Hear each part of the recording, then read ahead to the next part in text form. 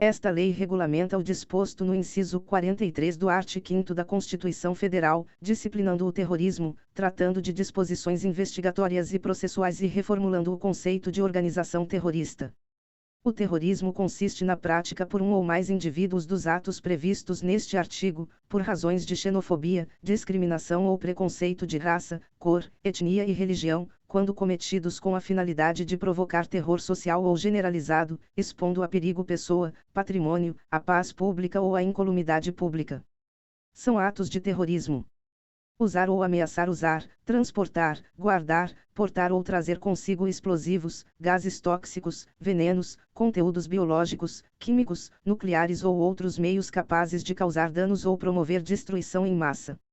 Sabotar o funcionamento ou apoderar-se, com violência, grave ameaça à pessoa ou servindo-se de mecanismos cibernéticos, do controle total ou parcial, ainda que de modo temporário, de meio de comunicação ou de transporte, de portos, aeroportos, estações ferroviárias ou rodoviárias, hospitais, casas de saúde, escolas, estádios esportivos, instalações públicas ou locais onde funcionem serviços públicos essenciais, instalações de geração ou transmissão de energia, instalações militares, instalações de exploração, refino e processamento de petróleo e gás e instituições bancárias e sua rede de atendimento. Atentar contra a vida ou a integridade física de pessoa. Pena, reclusão, de 12 a 30 anos, além das sanções correspondentes à ameaça ou à violência. O disposto neste artigo não se aplica à conduta individual ou coletiva de pessoas em manifestações políticas, movimentos sociais, sindicais, religiosos, de classe ou de categoria profissional, direcionados por propósitos sociais ou reivindicatórios, visando a contestar, criticar, protestar ou apoiar, com o objetivo de defender direitos, garantias e liberdades constitucionais, sem prejuízo da tipificação penal contida em lei.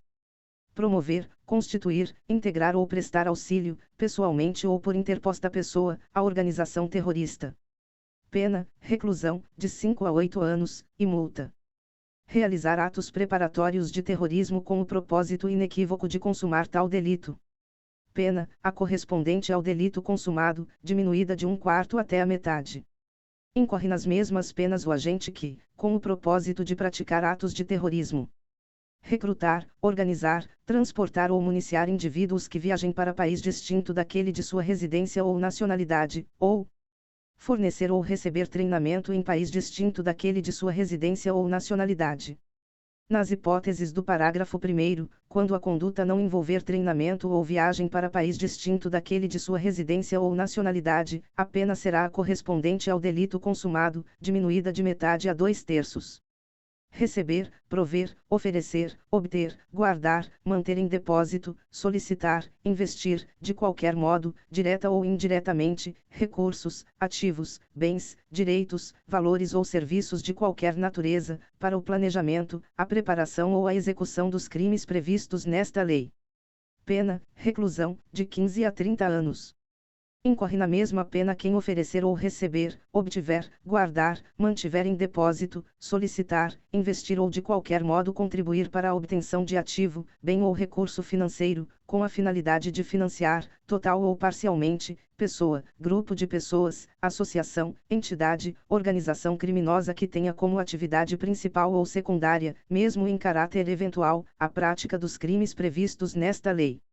Salvo quando for elementar da prática de qualquer crime previsto nesta lei, se de algum deles resultar lesão corporal grave, aumenta-se a pena de 1/3, se resultar morte, aumenta-se a pena da metade.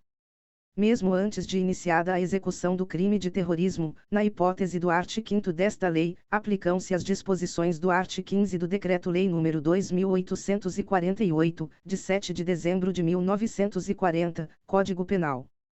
Para todos os efeitos legais, considera-se que os crimes previstos nesta lei são praticados contra o interesse da União, cabendo à Polícia Federal a investigação criminal, em sede de inquérito policial, e à Justiça Federal o seu processamento e julgamento, nos termos do inciso 4º do art. 109 da Constituição Federal. O juiz, de ofício, a requerimento do Ministério Público ou mediante representação do delegado de polícia, ouvido o Ministério Público em 24 horas, havendo indícios suficientes de crime previsto nesta lei, poderá decretar, no curso da investigação ou da ação penal, medidas assecuratórias de bens, direitos ou valores do investigado ou acusado, ou existentes em nome de interpostas pessoas, que sejam instrumento, produto ou proveito dos crimes previstos nesta lei. Proceder-se à alienação antecipada para a preservação do valor dos bens sempre que estiverem sujeitos a qualquer grau de deterioração ou depreciação, ou quando houver dificuldade para sua manutenção. O juiz determinará a liberação, total ou parcial, dos bens, direitos e valores quando comprovada a licitude de sua origem e destinação, mantendo-se a constrição dos bens, direitos e valores necessários e suficientes à reparação dos danos e ao pagamento de prestações pecuniárias, multas e custas decorrentes da infração penal. Nenhum pedido de liberação será conhecido sem o comparecimento pessoal do acusado ou de interposta pessoa a que se refere o caput deste artigo, podendo o juiz determinar a prática de atos necessários à conservação de bens, direitos ou valores, sem prejuízo do disposto no parágrafo 1º. Poderão ser decretadas medidas assecuratórias sobre bens, direitos ou valores para reparação do dano decorrente da infração penal antecedente ou da prevista nesta lei ou para pagamento de prestação pecuniária, multa e custas. Quando as circunstâncias o aconselharem, o juiz, ouvido o Ministério Público, nomeará pessoa física ou jurídica qualificada para a administração dos bens, direitos ou valores sujeitos a medidas assecuratórias, mediante termo de compromisso.